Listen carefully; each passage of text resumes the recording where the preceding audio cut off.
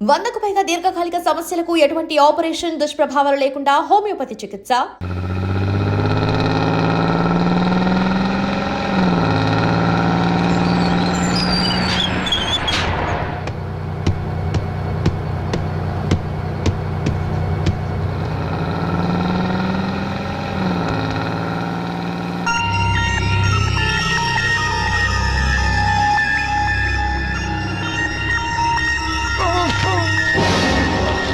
అయ్యో మూర్ఛ మూర్ఛ బసాపండి బసాపండి ఇదిగోండి తాళం చేతులు పూర్తి ఈ తాళాలు చేతిలో పెట్టండి. వీటి వల్ల ప్రయోజనం లేదు. నాలుగు ఖర్చుకోకుండా పళ్ళ మధ్య పెట్టడానికి గట్టిగా ఏదైనా ఉంటే ఇవ్వండి. ఇదిగో ఇది చూడండి.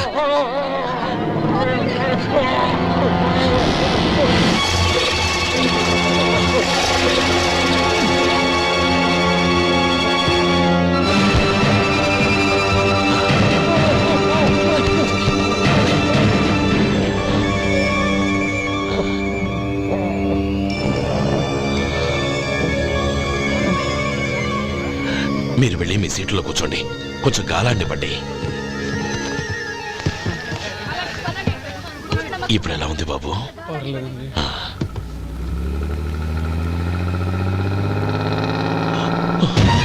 అయ్యో నా బ్యాగ్, నా బ్యాగ్ ఎవరైనా చూసారా? అందులో 5 లక్షలు ఉన్నాయి. నా బ్యాగ్ వెంటనే బస్తాపండి. ఎవరిని కింద దిగవద్దు. అందరినీ చెక్ చేయండి. నా అంచనా తప్పు కాలేదు. వాడి మంచితనమే వాడిని దెబ్బకొట్టింది. మన వాళ్ళని పంపించి గుడి తాలూకు డబ్బు కొట్టేశాడని పోలీస్ కంప్లైంట్ ఇవ్వండి. ఇప్పుడు ఆ స్టేషన్లో ఎస్ఐ వాడి తమ్ముడే. వాడే వెళ్ళి వాడి అన్నయ్యని అరెస్ట్ చేసి వీధుల్లో నడిపించుకు తీసుకురావాలి. అది నేను కళ్ళారా చూడాలి, మనసారా సంతోషించాలి. అయ్యో గోపాలం గారు గోపాలం గారు, మీరు దేవస్థానం సొమ్ము దొంగిలించారని ఎవరో పోలీస్ కంప్లైంట్ ఇచ్చారంట. మిమ్మల్ని అరెస్ట్ చేయడానికి మీ తమ్ముడు గారు వస్తున్నారు.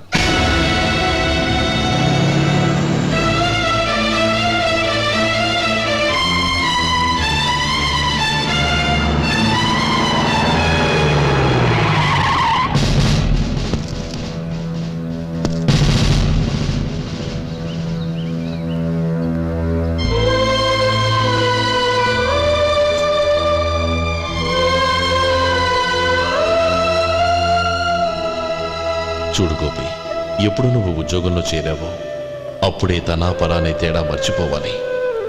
నేరం చేసిన వాడు నీ తమ్ముడైనా అన్నైనా సరే శిక్షించాల్సిన బాధ్యత నీది.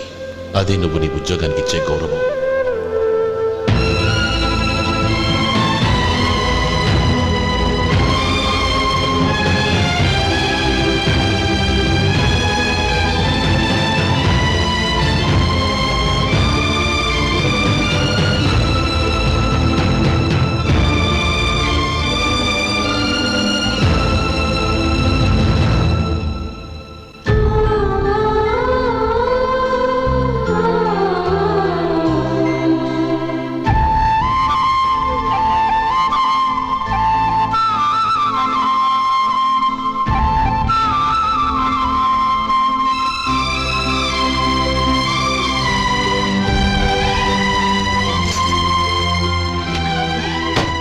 అన్నయ్య, గోపి, ఏమిట్రా ఇది?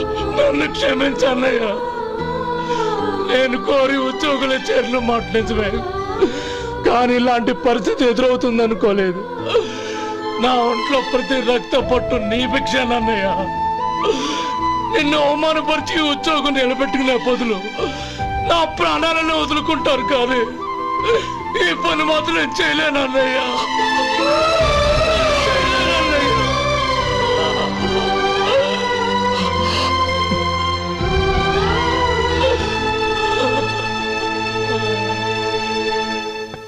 ఏరా, ఇన్నేళ్లు కష్టపడి సంపాదించిన ఉద్యోగానికి రాజీనామా చేస్తావా?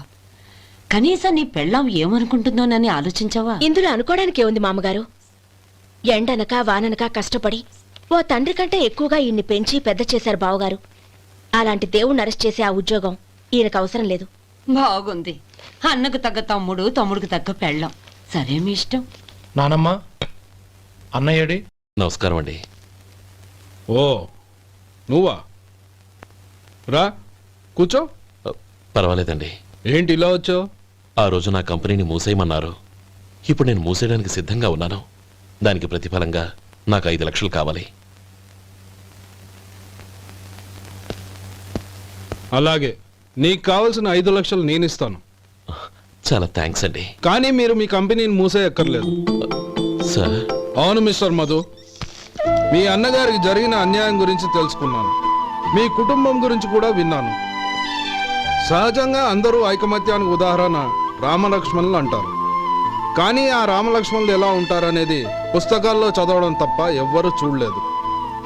మీ అన్నదమ్ములను చూస్తే ఆ రామలక్ష్మణులు ఇలాగే ఉండేవారేమో అనిపిస్తుంది.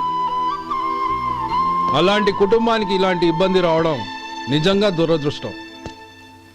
రామునికి హనుమంతుల్లా కాకపోయినా ఏదో ఉడతా భక్తిగా నా వల్ల వీలైన సహాయం ఈ 5 లక్షలు తీసుకో. మీ కంపెనీ పేరు మీదే అన్ని సరుకులు తయారు చేయండి. నేను వాటిని ప్రపంచమంతా మార్కెటింగ్ చేస్తాను. సార్, మీ రుణం ఉంచుకోను, తొందరలోనే తీర్చేస్తాను. స్నేహితుల మధ్య రుణాలేంటి మధు? We are friends.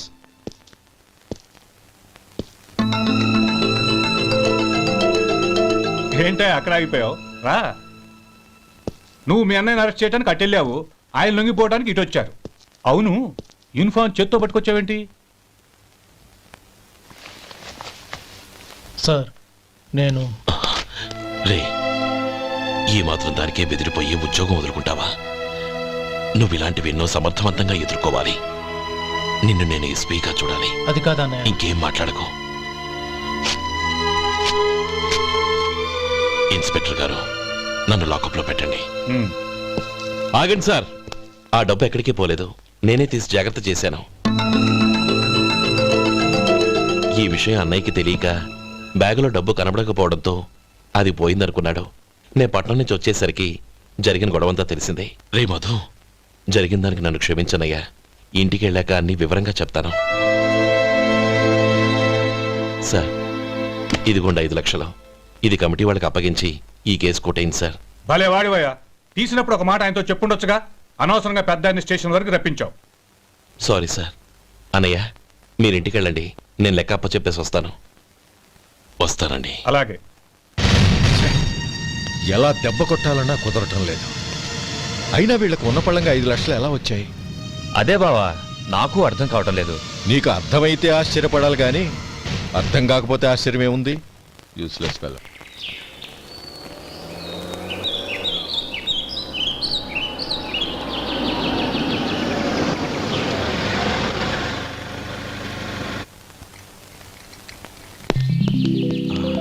నువ్వు ఇక్కడే ఉండు. అన్నయ్య మూడు ఎలా ఉందో చూసి నేను లోపలికి తీసుకెళ్తాను. ఓకే? అలాగే.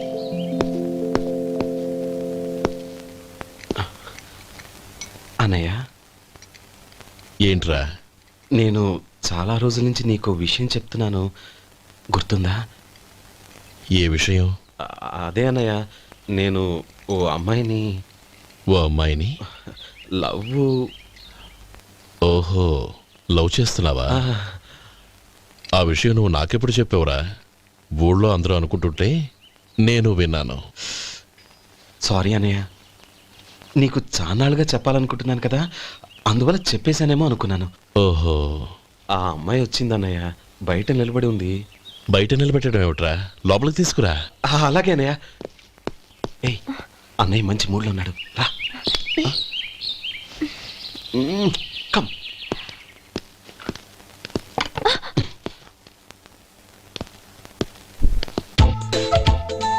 ఎందుకంటావేంటయ్యా? ఆ అన్నయ్య మాట వినగానే మీ డాక్టర్ గడగడ వణికిపోతాడు. అసలు డాక్టర్ చదివే తమ్ముడిని అలా భయపెట్టచ్చా? తప్పు కదా? తప్పేనండి. ఆ, నమస్కారం మేడం. నమస్కారం. అదేంట్రా, మనిషో పక్కనుంటే నమస్కారం ఇంకో పక్కన ఉంది? అది మర్యాద అన్నయ్య, మర్యాద. ఆహా, అవును, నీ పేరేంటమ్మా?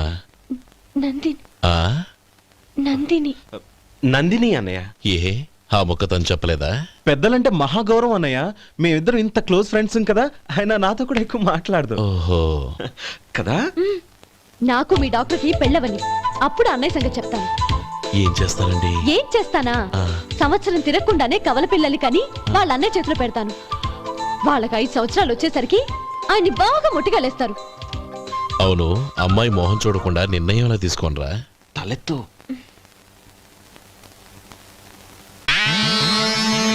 ఏం చెప్తావు? అదేనండి, నందిని గారు వచ్చి వెళ్ళారని చెప్తాను. గుడ్, పైకి వస్తావు. ఈయన మీ అన్నయ్య? అవును. నందిని, ఏమైంది? ఎందుకు ఏడుస్తున్నావు? ఈయన మీ అన్నయ్యని తెలియక తెలియక హాస్పిటల్ దగ్గర మర్యాద లేకుండా దురుసుగా మాట్లాడాను. ఆయన ఈ పెళ్లి ఒప్పుకోరు. ఊరుకో, అలాంటి చిన్న చిన్న విషయాల్ని మా అన్నయ్య పట్టించుకోడు. అయినా నేను కన్విన్స్ చేస్తాను కదా. ఆయనకంత అవమానం జరిగాక ఎందుకు కన్విన్స్ అవుతారు?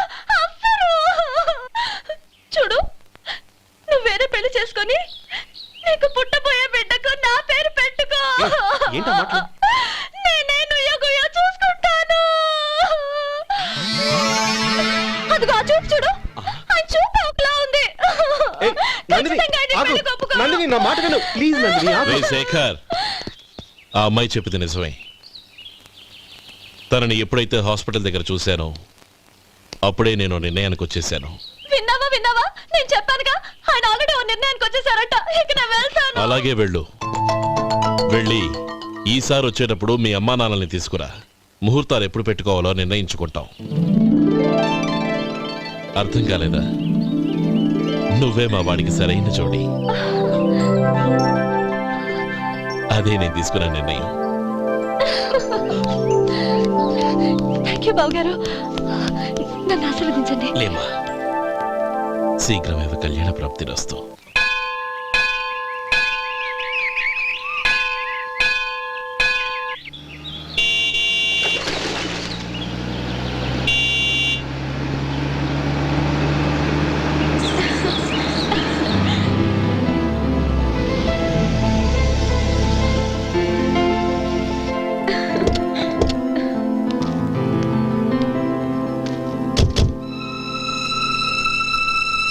రామా,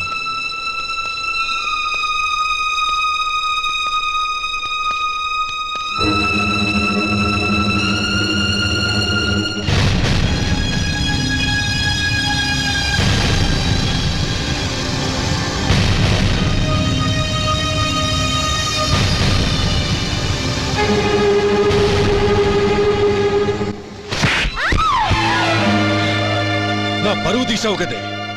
ఒక బిచ్చగాడిని నువ్వు కోరుకున్న వాడికి ఇచ్చి చేసేవాడిని. కానీ నువ్వు ఎవరిని ప్రేమించావో తెలుసా? ఎవడి నీడ సోకితే పంచమహాపాతకాలు అంటుకుంటాయనుకుంటున్నానో వాడి తమ్ముణ్ణి. ఆ రోజు ఆ గోపాలం గడు నిశ్చితార్థం వరకు వచ్చి నా చెల్లెల్ని చేసుకొని వెళ్ళిపోయాడు. ఆ ఆవేశంలో తొందరపడి ఓ పొరుగురు వాడికి నా చెల్లెల్ని ఇచ్చి పెళ్లి చేశాను. ఆ తర్వాత తెలిసింది వాడికి అంతకుముందే పెళ్లి అయిపోయిందని. వాడు పెళ్ళైన వాడైనా పర్వాలేదు, పరమ దుర్మార్గుడు. ఇంకొకరిని ప్రేమించిన దానివేక అని దెప్పి పొడుస్తూ నా చెల్లెలికి మాటలతోనే నరకం చూపించాడు. అటు ప్రేమించిన వాడు దగా చేశాడు, ఇటు చేసుకున్నవాడు కిరాతకుడు. ఇలా చిత్రవధ అనుభవించి నా చెల్లెలు ఒకరోజు స్టవ్ పేలిపోయి చనిపోయింది. దీనికంతటికీ కారణం ఎవరు? వాడు అన్న. అటువంటి వాడింటికి కోడలుగా వెళ్తావా? ఒక్క మాట చెప్తున్నాను విను. నువ్వు జీవితాంతం పెళ్లి చేసుకోకుండా ఇంట్లో పడినా పర్వాలేదు, కానీ వాడి తమ్ముడితో మాత్రం నీ పెళ్లి జరగదు. రేయ్, పురోహితుని రమ్మని చెప్పు. వచ్చే ముహూర్తంలోనే నీకు నందినికి పెళ్లి.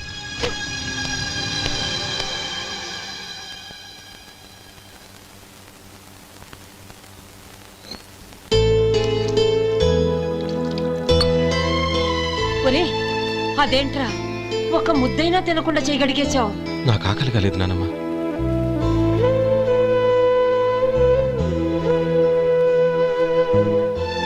ఆ అమ్మాయి చాలా మంచిది, చదువుకున్న పిల్ల, మనందరికీ బాగా నచ్చింది. కానీ ఆ లక్ష్మీపతి గారి గురించి ఆలోచిస్తేనే నాకు భయం వేస్తోంది. వాడు మన కుటుంబం ఎప్పుడెప్పుడు విడిపోతుందా అని ఎదురు చూస్తున్నాడు. అన్నయ్య, ఆ అమ్మాయే కాదు, ఈ ప్రపంచంలో మన కుటుంబం కంటే నాకేది ఎక్కువ కాదు. ఆ పెళ్లి గురించి నేను మర్చిపోయాను, మీరు మర్చిపోండి.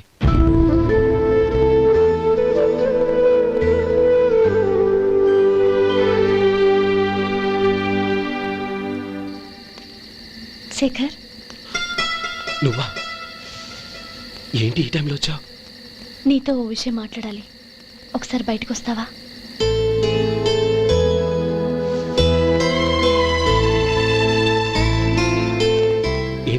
సూట్ కేసుతో వచ్చావు? శేఖర్, మా నాన్న నాకు వేరే పెళ్లి చేయాలని చూస్తున్నాడు. అందుకే నేను నిర్ణయానికి వచ్చాను. మన ఇద్దరం ఎక్కడికైనా పారిపోదాం. చూడు నందిని, ఈ టైంలో నిన్ను నన్ను మా అన్నయ్య చూశాడంటే బాగోదు. నువ్వు వెళ్ళిపో. అన్నయ్య అన్నయ్య అన్నయ్య, ఎప్పుడు మీ అన్నయ్య మాటేనా? నీకు నేను ముఖ్యమా, మీ అన్నయ్య ముఖ్యమా? నాకు మా అన్నయ్య ముఖ్యం. శేఖర్, నీ గుండెల మీద చేయి వేసుకొని చెప్పు, నన్ను మర్చిపోయి నువ్వు సుఖంగా ఉండగలవా? అది నాకు తెలియదు, కానీ మా అన్నయ్యకు తలవంపులు తెచ్చి ఖచ్చితంగా నేను మనశ్శాంతితో ఉండలేను. నా పరిస్థితి అర్థం చేసుకో. దయచేసి మీ నాన్న చూసిన సంబంధం చేసుకుని సుఖంగా ఉంటుంది. చాలా టైం అయింది, ఇంకా బయలుదేరు. నన్ను క్షమించు.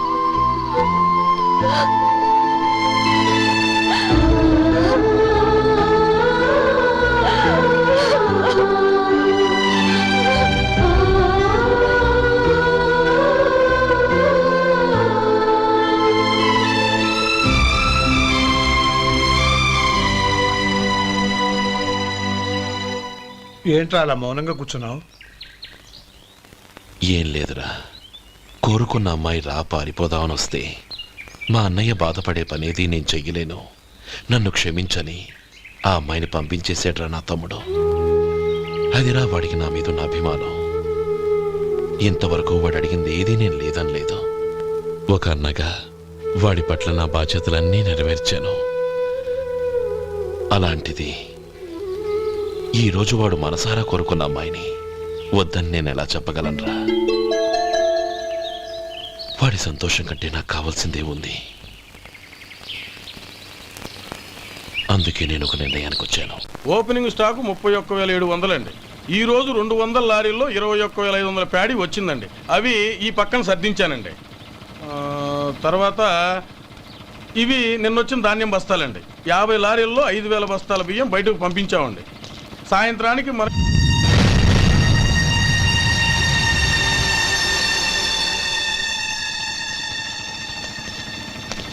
వీడెందుకు వచ్చాడు ఇక్కడికి?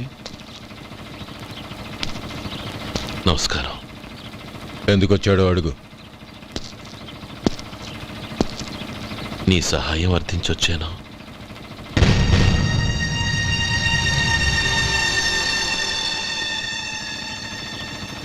మీరు వెళ్ళండి. ఆ రోజు నీ చెల్లెల్ని నేను చేసుకోనన్నాను. ఏ పరిస్థితిలో అలా అన్నానో నీకు తెలుసు. నేను చేసింది తప్పని నీకు అనిపిస్తే ఆ తప్పుకి నా తమ్ముడిని శిక్షించద్దు. మన మధ్య ఉన్న విరోధం తెలియక వాళ్ళు ప్రేమించుకున్నారు. నేను నా తమ్ముడికి నీ కూతుర్ని మని అడగడానికి వచ్చాను. దయచేసి వాళ్ళ పెళ్లికి అంగీకరించు. నీ మొహం చూస్తేనే పాపమని సొంత ఊరినే వదిలేసి వచ్చిన వాణ్ణి. అలాంటి నేను నీ ఇంటికి నా బిడ్డనివ్వాలా? ఇన్నేళ్లుగా నీ నీడ కూడా నా మీద పడకూడదని పట్టుదలగా ఉన్న నేను దాన్ని వదులుకొని నీతో సంబంధం కలుపుకోవాలా? సరే, నేను నా పట్టుదలని ఆత్మాభిమానాన్ని అన్నిటినీ వదులుకొని నా కూతుర్ని తమ్ముడికిచ్చి చేశానే అనుకో. దానికి బదులుగా నువ్వేం వదులుకుంటావు? ఏం వదులుకుంటావో చెప్పు.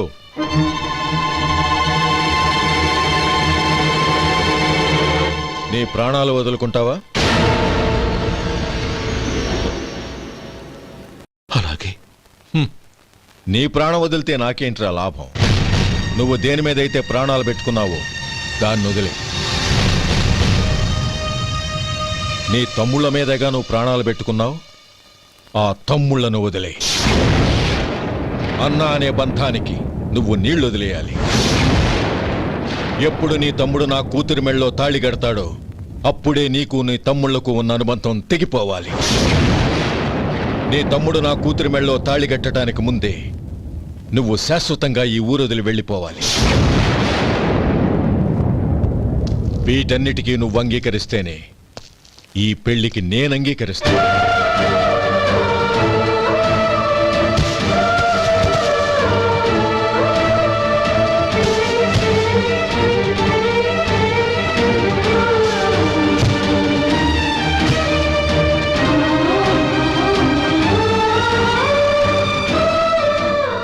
ఏమంటావు?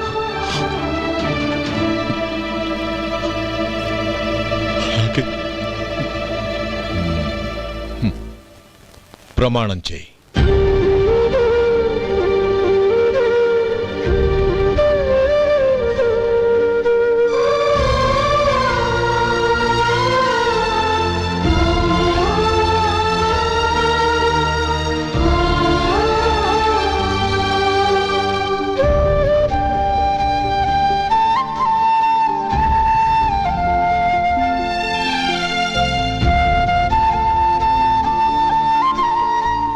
వస్తాను. అంకుల్, నందినిని నాకిచ్చి పెళ్లి చేస్తానని చెప్పి ఇప్పుడు వాడి తమ్ముడికిచ్చి చేస్తానని మాటిచ్చారేంటి? రేయ్, నువ్వు నోరు మూసుకోరా. వీడి తమ్ముళ్ళు విడిపోవాలనే ఇన్నేళ్లుగా ఎదురు చూశాను. ఇప్పుడు నా కల నిజం అవబోతోంది. నువ్వేం దిగులు పడకు. నీకు వేరే మంచి పిల్లని చూసి ఘనంగా పెళ్లి జరిపిస్తాను.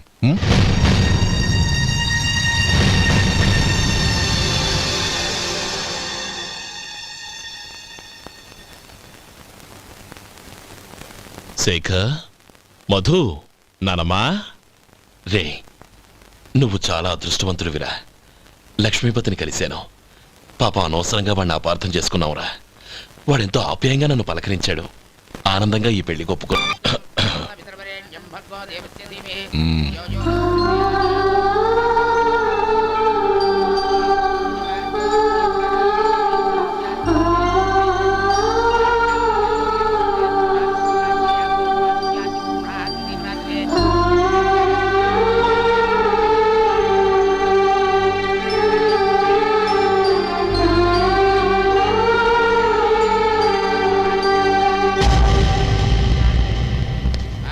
రే గోపాలం, రే రే, మమ్మల్ని అందరినీ వదిలేసి వెళ్ళిపోతున్నావురా? చంద్రం, నా తమ్ముళ్ళని ఎలా పెంచాలనుకున్నానో అలాగే పెంచాను, పెద్ద చేశాను. వాళ్ళందరూ సుఖంగా ఉన్నారు. అంతకంటే నాకు కావాల్సిందే వద్దురా. అయినా నేనెక్కడికి వెళ్తానురా? వాళ్ళ ఆనందంలో, ఐకమత్యంలో నేను ఎప్పుడు ఉంటాను. ఏడవకు. ఎవరైనా చూస్తే బాగోదు. కళ్ళు తుడుచుకో. లోపలికి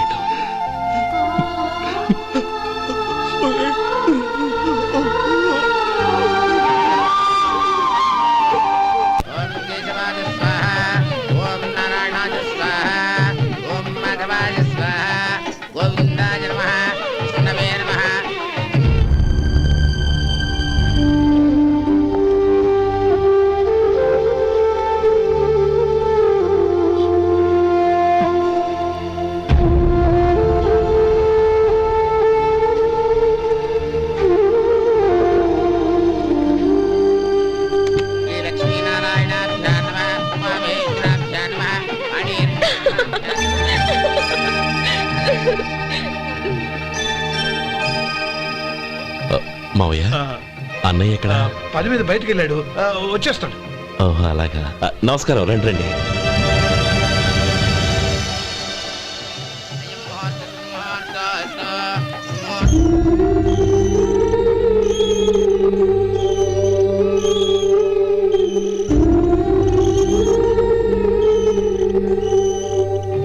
చంద్రం, అబ్బాయి గోపాలం ఎడ్రా ఎక్కడా కనపడడం లేదు. ఇందాక నీతో మాట్లాడుతుండగా చూశాను. అది ఎవరినో పిలవడం మర్చిపోయాడంట, అక్కడికి వెళ్ళాడు. ఈ పాటికి వచ్చేస్తుంటాడు. అలాగే.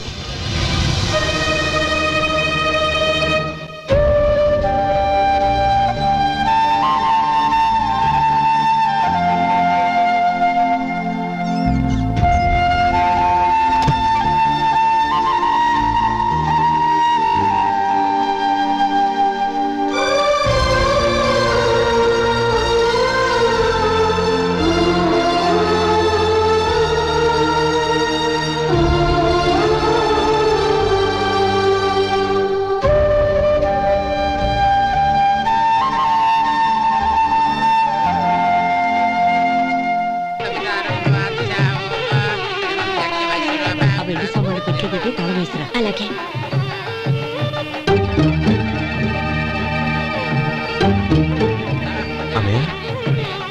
పెద్దని ఏడి? చిన్న పని మీద బయటికి వెళ్ళాడంట, ఇప్పుడు వచ్చేస్తాడు.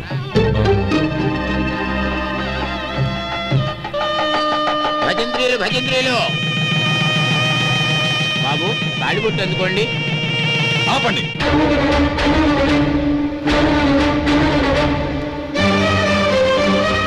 మా అన్నయ్య రానివ్వండి, తర్వాత తాళి కడతాను. అదేంటి బాబు, ఆలస్యం అయితే దుర్ముహూర్తం వచ్చేస్తుంది. మా అన్నయ్య ఎప్పుడు వస్తాడో అప్పుడే నాకు మంచి ముహూర్తం. దుర్ముహూర్తం వచ్చాక తాళి కడితే శుభం కాదు. మా అన్నయ్య లేకుండా చేసే ఏ పనైనా నాకు శుభం కాదు. నేను తాళంటూ కడితే అది మా అన్నయ్య వచ్చిన తర్వాత. ఇక మీ అన్నయ్య రాడు. రేయ్, నువ్వు నోరుమై. ఏంటో అనేది? నేనన్నది పచ్చి నిజం. నా మాట మీద మీకేమైనా అనుమానం ఉంటే అసలు జరిగిందేంటో ఈయన్ని అడగండి. మావయ్య, ఏంటిదంతా? అసలు ఏం జరిగింది? మీరందరూ నన్ను క్షమించండి.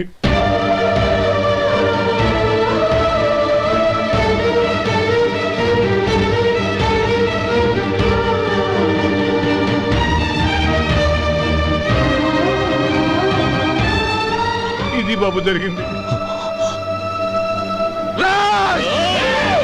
బాబు రక్షించడు. అర్థం చేసుకోండి. ఏదైనా గొడవ అయితే మన కుటుంబం గౌరవం ఏమవుతుంది? నా మాట వినండి. ఎంత ఘోరం చేసావు నాన్న. అన్నగారు లేకుండా ఆయనకి జీవితం లేదు, ఆయన లేకుండా నా బతుకి అర్థం లేదు. మా పెళ్లి పేరుతో ఆ దేవుణ్ణి అలా శిక్షించడానికి అసలు నీకు మనసు ఎలా వచ్చింది? అది కాదమ్మా. అంతకంటే నాకు ఇంత విషయం ఇచ్చి చంపడొచ్చుగా.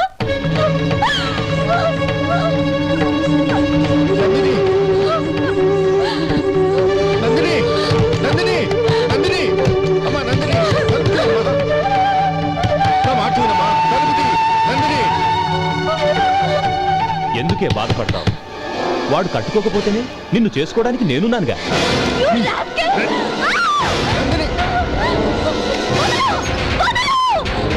రేయ్, రేయ్ రాస్కెల్. రేయ్, రేయ్, లోపల.